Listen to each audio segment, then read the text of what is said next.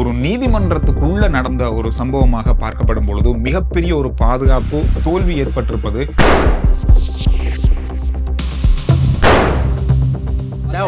ඔබතුමාට දෙයක් තමයි ජාතික ආරක්ෂාව තහවුරු කියලා. මේ හරහා මේ ජාතික ආරක්ෂාව තහවුරු වෙලා තියෙනවද ඇත්තටම? මහදවල් උසාවියක් ඇතුළේ මිනිහෙක් වෙඩි තියලා මරනකොට කොහොමද මහජනතාවගේ ආරක්ෂාව තහවුරු කියන්නේ? இலங்கையினுடைய வரலாற்றில் இடம்பெற்ற மிகப்பெரிய ஒரு பாதுகாப்பு தோல்வி என்று விமர்சிக்கப்படுகின்ற ஒரு கொலை சம்பவம் இன்றைய நாளில் நீதிமன்றத்தினுடைய வளாகத்தில் இல்லை, நீதிமன்ற விடயங்கள் நடக்கின்ற, அதாவது குற்றவாளிகள், நீதிபதி, அதோட சட்டத்தரணிகள் இருக்கின்ற அந்த நீதிமன்றத்தினுடைய கோர்ட், அதாவது உள் அறைக்குள்ள நடந்த ஒரு கொலை சம்பவம் இன்றைய நாளில் மிகப்பெரிய ஒரு பரபரப்பை இலங்கையில் ஏற்படுத்தியிருக்கிறது. இவர் மேலே பல குற்றச்சாட்டுகள் இருக்குது, பல கடத்தல் சம்பவங்கள் இருக்குது, பல கொலை சம்பவங்கள் இருக்குது, போதைப் பொருளோடு நேரடியாக கடத்தலோடு சம்பந்தப்பட்டவர் அப்படின்ற பல குற்றச்சாட்டுகளோடு சம்பந்தப்பட்ட ஒரு நபர் தான். ஆனாலும் இந்த கொலை அப்படின்றது ஒரு நீதிமன்றத்துக்குள்ள நடந்த ஒரு சம்பவமாக பார்க்கப்படும் பொழுது மிகப்பெரிய ஒரு பாதுகாப்பு தோல்வி ஏற்பட்டிருப்பது விமர்சனங்களுக்குள்ளாகி இருக்கிறது. இலங்கை வரலாற்றில் இந்த போதைப் பொருளோடு சம்பந்தப்பட்ட அல்லது கடத்தலோடு சம்பந்தப்பட்ட கொலைகள் பல இடம்பெற்ற ஒவ்வொரு மாதமும் தான் நம்ம செய்திகளை பார்ப்போம். ஆனால் ஒரு நீதிமன்ற வளாகத்துக்குள்ள கட்டடத்துக்குள்ள நடக்கிற ஒரு மிகப்பெரிய ஒரு சம்பவமாக இது பதிவாகி இருப்பதால பெரிய அளவாக பேசப்படுகின்ற, பெரிய அளவாக விமர்சிக்கப்படுகின்ற விஷயமாக மாறி இருக்கிறது. நாட்டினுடைய பாதுகாப்பின் மீது மிகப்பெரிய ஒரு அச்சுறுத்தல் இருக்கிறதா அப்படின்ற ஒரு மிகப்பெரிய ஒரு கேள்வி எழுப்பப்பட்ட ஒரு சம்பவமாக இது மாறி இருக்கிறது. குறிப்பா இந்த கொலை சம்பவம் எப்படி நடந்திருக்கு, இது வேறு யாரு, அதாவது கொலைக்கு உள்ளானவர், கொலை செய்யப்பட்டவர் யார் அப்படின்றதும், இவர் எதுக்காக கைது செய்யப்பட்டார், இவருடைய பின்னணி என்ன, இந்த மாதிரியான பல விஷயங்கள் என்று பேசப்படுது. அது தொடர்பான வீடியோவா இது இருக்க போது சுருக்கமான ஒரு காணொலியா நாங்க இது தொடர்பான முழுமையான விவரங்களை பார்க்கலாம். இவருடைய பேர் கணேமுல சஞ்சீவ. இவருக்கு மேல சுமத்தப்பட்டிருக்கின்ற குற்றச்சாட்டுகள் கடத்தல், கப்பம், கொலை, போதைப் பொருள் கடத்தல் என்று ஏராளமான மிக பெரிய பாரியளவான பாரதூரமான பல குற்றச்சாட்டுகள் முன்வைக்கப்பட்ட ஒரு குற்றவாளி தான் இவர். பலதரப்பட்ட சந்தர்ப்பங்களில் கைது செய்யப்பட்டிருக்காரு. பலதரப்பட்ட கொலைகளோடு சம்பந்தப்பட்டு சந்தேக நபராக இவர் கைது செய்யப்பட்டு விசாரணைக்கு உட்படுத்தப்பட்டிருக்காரு. இந்த மாதிரி பல விஷயங்கள் நடந்திருந்தாலும் இவர் இறுதியாக கைது செய்யப்பட்டது 2023 ஆண்டு செப்டம்பர் 13 கட்நாயக்க விமான நிலையத்தில் வைத்து இவர் பயங்கரவாத தடுப்பு பிரிவால் கைது செய்யப்பட்டார். அதுவும் பயங்கரவாத தடுப்பு சட்டத்தின் கீழே இவர் கைது செய்யப்பட்டார். இவர் அதாவது மன்னார் வழியா படகு மூலமா இந்தியா சென்று இந்தியாவிலிருந்து இவர் நேபாள் போயிருக்காரு. நேபாள் காத்மாண்டுல இருந்து இலங்கை திரும்பிய பொழுதுதான் அவர் கைது செய்யப்பட்டதாக சொல்றாங்க. இவர் கைது செய்யப்படும் பொழுது இவர்கிட்ட இருந்து போலி கடவுச்சீட்டு ஒன்றும் தெமட்டகோடையை சேர்ந்த பெண்ணொருவனுடைய தகவலும் இவரிடம் இருந்ததாக சொல்லப்பட்டிருந்தது. அந்த நேரத்தில் இவர் தடுத்து வைக்கப்பட்டிருந்தார். இவர் பயங்கரவாத தடுப்பு சட்டத்தின் கீழே நீண்ட நாட்கள் விசாரணைக்கு உட்படுத்தப்பட்டிருந்தார். விசாரணைக்கு உட்படுத்தப்பட்ட பொழுது கம்பஹா நீதிமன்றத்தில் இவர் ஆஜர்படுத்தப்படுறாரு. ஆஜர்படுத்தப்பட்ட பொழுது கம்பஹா நீதிமன்றம் இவரை பூசா சிறைச்சாலையில தடுத்து வைக்கும்போது உத்தரவிட்டிருக்காங்க. அதுக்கு பிறகு மேலதிகமான விசாரணைகள் தொடர்ச்சியாக இடம்பெற்றிருக்கிறது. இவர் பல தரப்பட்ட விசாரணைக்கு உட்படுத்தப்பட்டிருக்காரு. இன்றைய நாளில் இவருக்கான அடுத்த கட்ட நடவடிக்கை தொடர்பாக அறிந்து கொள்வதற்காக இவர் மீண்டும் நீதிமன்றத்தில் ஆஜர்படுத்தப்பட்டிருக்காரு. இன்றைக்கு புதுக்கடை பிரதான நீதிமன்றத்தில். அந்த வேளையில் தான் இந்த சம்பவம் இன்றைய நாளில் பதிவாகி இருக்குது. ஒரு நீதிமன்ற கட்டடத்துக்குள்ள அல்லது நீதிமன்ற செயற்பாடுகள் நடக்கிற ஒரு இடத்துக்குள்ள ஒரு கொலையாளி எப்படி உள்நுழைஞ்சிருக்காரு அப்படின்றதான் இங்க இருக்கிற ஒரு பெரிய ஒரு கேள்வியும் பெரிய ஒரு பயமே இந்த இப்ப இருக்கிற அந்த பாதுகாப்பு நடவடிக்கைகள்ல. அதாவது இந்த கொலையாளி ஒரு லாயர் மாதிரி தான் உள்ள வந்திருப்பதாக சொல்றாங்க. அதாவது சிசிடிவி காணொலிகள் அப்படிதான் ஆரம்பத்தில் பார்க்கக்கூடியதாக இருந்தது.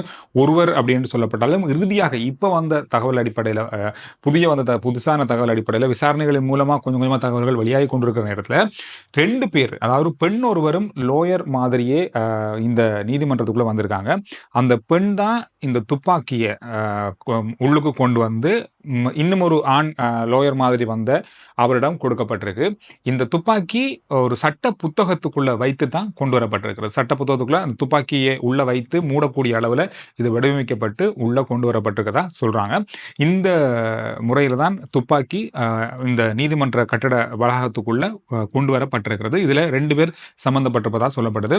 இவங்களை பிடிக்கிறதுக்கான நடவடிக்கை தீவிரமா விசாரணை உட்படுத்தப்பட்டிருக்கிறது. 5 குழுக்கள் இதுக்கு நியமிக்கப்பட்டிருக்கு, விசாரணை குழுக்கள். இதில் அத்தனை விடயங்களும் இதில் ஆராயப்பட்டு இப்பொழுது தீவிரமாக அந்த நபர்களை கைது செய்வதற்கான நடவடிக்கை இப்பொழுது மேற்கொள்ளப்பட்டு வருவதாக சொல்லப்பட்டிருக்கு. இதில் இன்னொரு விஷயம் என்ன சொன்னால், உள்ளே போகிற அத்தனை பொதுமக்களையும் நீதிமன்றத்துக்கு உள்ளே போகிறவங்க எல்லாருமே செக் பண்ணி தான் விடுவாங்க. ஆனால் இதில் வந்து சட்டத்தரணிகளை பரிசோதனை செய்யக்கூடாது, செக் பண்ணக்கூடாதுன்னு சொல்லி எங்கேயுமே சட்டம் இல்லை. ஆனால் ஒரு மரியாதை அடிப்படையில் அவங்கள பரிசோதனை செய்ய விடுறது காவல் துறையினுடைய ஒரு பலமையாக இருந்திருக்கு, பலமையாக அப்படி தான் இருக்கும். ஆனால் உண்மையை சொல்லப்போனால் இந்த சட்டத்தரணிகளும் யாராக இருந்தாலும் கோர்ட்ஸுக்குள்ளே போகிறவங்க எல்லாருமே பரிசோதிக்கப்பட வேண்டும்ன்றது கட்டாயம். இந்த விஷயம் வந்து இப்பொழுது பெரிய ஒரு பேசுபொருளாக மாறி, ஏன் அவங்கள செக் பண்ணாமல் விட்டாங்க, இது ஒரு பாதுகாப்பில் இருக்கிற ஒரு பெரிய பின்னடைவு தான் என்ற மாதிரியான பல விமர்சனங்கள், பல கேள்விகள் பாதுகாப்பு பக்கமாக, போலீஸ் பக்கமாக கேட்கப்பட்டு கொண்டிருக்கிறது. இதுக்கான பதில்கள் இப்பொழுது கொஞ்சம் கொஞ்சமாக வெளிவந்து கொண்டிருக்கிறது. அதோட இன்று இப்போ இறுதியாக வந்த செய்தியில் இன்னொரு முக்கியமான விஷயம், இந்த சட்டத்தரணிகளை எல்லாரும், சட்டத்தரணிகளாக இருக்கணும், இந்த கோர்ட்ஸுக்குள்ளே போகிற எல்லாருமே, நீதிமன்றத்துக்குள்ளே போகிற எல்லாருமே பரிசோதனைக்கு உட்படுத்தப்பட வேண்டும் என்று கட்டாயமாக அறிவிக்கவும் பட்டிருக்கு. இது ஒரு அதி உச்ச பாதுகாப்புக்கு நிறைந்த ஒரு பிரதேசம், அதி உச்ச பாதுகாப்பாக இருக்கின்ற ஒரு இடம் அப்படின்னு கூட சொல்லலாம். இலங்கையினுடைய ஜனாதிபதி மாளிகைக்கு இருக்கின்ற பாதுகாப்புக்கு அதிகரிப்பான, அதுக்கும் தாண்டி அதிக பாதுகாப்பு இங்கே வழங்கப்படும். குறிப்பாக அதிகமான முக்கியமான குற்றவாளிகளை கொண்டு வரும்போது இன்னும் பாதுகாப்பு அதிகரிக்கப்படும். இந்த மாதிரியான பல முக்கிய விஷயங்களை உள்ளடக்கிய ஒரு அதி உச்ச பாதுகாப்பு உள்ள பிரதேசத்துக்குள்ளே சென்று நீதிமன்ற விஷயங்கள் நடக்கின்ற, அதாவது கோர்ட் நம்பர் 5 தான் இது நடந்திருக்குன்னு சொல்றாங்க. அதாவது குற்றவாளி கூண்டில் நிற்கின்ற அந்த இடத்துல வைத்து இந்த கொலை சம்பவம் துப்பாக்கியால் சுடப்பட்டு நடத்தப்பட்டிருக்கிறது என்பது மிகப்பெரிய ஒரு இலங்கையினுடைய பாதுகாப்பினுடைய மிக பெரிய தோல்வி, இதுவரையில் இல்லாத அளவான ஒரு தோல்வியாக இது மிகப்பெரிய அளவில் விமர்சிக்கப்பட்டது. இந்த விஷயம் இன்றைய நாளில் பெரிய அளவாக பார்க்கப்படுது. இந்த சஞ்சீவ அப்படின்றவர், கணேமுல்ல சஞ்சீவ என்றவர் யார், இவர் என்னென்ன குற்றங்களோடலாம் தொடர்புபட்டார் அப்படின்றத சுருக்கமாக இதில் பார்க்கலாம். இவர் ஆரம்பத்தில், இவருடைய ஆரம்பமே வந்து இவருடைய சிறிய வயசில் முதலாவதாக இவர் மீது குற்றம் சாட்டப்பட்ட அல்லது இவர் கைது செய்யப்பட்ட சம்பவம் தான் ஒரு பிஸ்கட் வேனை வந்து கடத்தினார் அல்லது கொள்ளையடித்தார் என்ற குற்றச்சாட்டில் இவர் சிறிய வயசுலே இந்த சம்பவத்தின் மூலமாக கைது செய்யப்பட்டிருக்கார். இது எத்தனையாம் ஆண்டு காலப்பகுதியில் அப்படின்றது சொல்லப்படலாட்டி இதுதான் அவருடைய முதல் சந்தர்ப்பமாக அமைந்திருக்கு அப்படின்ற மாதிரி தான் அவருடைய செய்திகளில் பார்க்க கிடைக்குது. இவர் மீது சுமத்தப்பட்டிருக்கிற குற்றச்சாட்டுகள் கொலை, கொள்ளை, கப்பம், கடத்தல், போதைப்பொருள் கடத்தல் என்று மிகப்பெரிய அளவான பாரிய குற்றச்சாட்டுகள் இவர் மீது முன்வைக்கப்பட்டிருக்கிறது. இவர் மீது சந்தேகம் இருக்கிறது. இவர் என்னென்ன விஷயங்கள்ல தொடர்ந்து கைது செய்யப்பட்டார் அப்படின்னு சொன்னா, 2016ஆம் ஆண்டு இவர் வந்து தெமட்டகொட சமிந்த கொலையோடு சந்தேக நபர் அப்படின்ற அளவில் இவர் கைது செய்யப்பட்டு விசாரணை கொடுத்தப்பட்டாரு. 12 வருஷத்துக்கு முதல்ல வத்தளையில 70 லட்சம் ரூபாவை இவர் ஒரு ஏடிஎம் மிஷின்ல இருந்து உடைத்து எடுத்த ஒரு குற்றச்சாட்டுல அந்த பணத்தோடும் ஒரு துப்பாக்கியோடும் இவர் கைது செய்யப்பட்டிருந்தார். அதுக்கு பிறகு நம்ம முதல்ல சொன்ன மாதிரி 2016ஆம் ஆண்டு தெமட்டகொட சமிந்த அவருடைய இவரும் ஒரு பாதாள குழுவை சேர்ந்த ஒருத்தர், இவருடைய கொலையோடு இவர் தொடர்பட்டிருக்காரு. இவர் தான் பிரதான சந்தேக நபர் என்ற குற்றச்சாட்டுல இவர் விசாரணைக்கு உட்படுத்தப்பட்டாரு. 2015-16ஆம் ஆண்டு காலப்பகுதியில இவர் உடமித்த சமரே அப்படின்ற ஒருவரோட வெறும் பாதாள உலக தொடர்புடையவர். இவருடைய கொலையிலையும் இவர் பிரதான சூத்திரதாரி அப்படின்ற அளவில் இவர் சந்தேகத்துக்கு உட்படுத்தப்பட்டு விசாரணை கொடுத்தப்பட்டாரு. 2017ஆம் ஆண்டு ஆஸ்தீன் என்பவருடைய கொலையோடும் இவர் விசாரணை கொடுத்தப்பட்டிருக்காரு. 2018ஆம் ஆண்டு சந்திரகுமாரி, இவங்க வந்து அம்பைவலை, இவங்களுடைய கொலையோட பிரதான குற்றவாளி இவர் தான் அப்படின்ற அளவிலையும் இவர் அடையாளப்படுத்தப்பட்டாரு. அதோட 2018ஆம் ஆண்டு அதே ஆண்டு வெள்ளம்பிட்டிய ரசிகா ரொசல்லி அப்படின்றவங்க கொலை செய்யப்பட்டாங்க. அதோட அவங்களுடைய 13 வயது மகளும் படுகாயங்களுக்கு உட்படுத்தப்பட்ட சம்பவத்தோடும் இவர் தொடர்புபட்டார் அப்படின்ற குற்றச்சாட்டு இவர் மீது இருக்கு. அதோடு பலதரப்பட்ட இடங்கள்ல போதைப்பொருளோடு சம்பந்தப்பட்டு போதைப்பொருள் கேங்ஸ், அதாவது இங்க இருக்கிற போதைப்பொருள் கடத்தல் தாரர்களோடு மிகப்பெரிய அளவிலான தொடர்போடும் பல கொலைகளோடும் அவர்களை வைத்து பல கொலைகள் செய்த ஒரு நபர் அப்படின்ற ஒரு குற்றச்சாட்டும் இவர் மீது இருக்கு. மேலதிகமான விசாரணைகள் இவருக்கு தொடர்ச்சியாக இடம்பெற்று வந்த நிலையில இன்றைய நாள்ல இவர் புதுக்கடை நீதிமன்றத்தில் ஆஜர்படுத்தப்பட்டு மேலதிகமாக இவருக்கு எடுக்க வேண்டிய சட்ட நடவடிக்கை தொடர்பாக ஆராய்வதற்காக தான் இன்றைய நாள்ல இவர் நீதிமன்றத்துக்கு அழைத்து வரப்பட்டார். இவ்வளவு பாதுகாப்புக்கு மத்தியில இந்த கொலை சம்பவம் நீதிமன்ற கட்டடத்துக்குள்ள நடந்து அந்த குற்றவாளி தப்பி சென்றிருக்கிறார் அப்படின்ற விஷயம் கூட சொல்லப்படுகிறது. இதுதான் இன்னும் பெரிய பாரதூரமான பாதுகாப்பினுடைய மிகப்பெரிய பின்னடைவாக பார்க்கப்படுகிறது.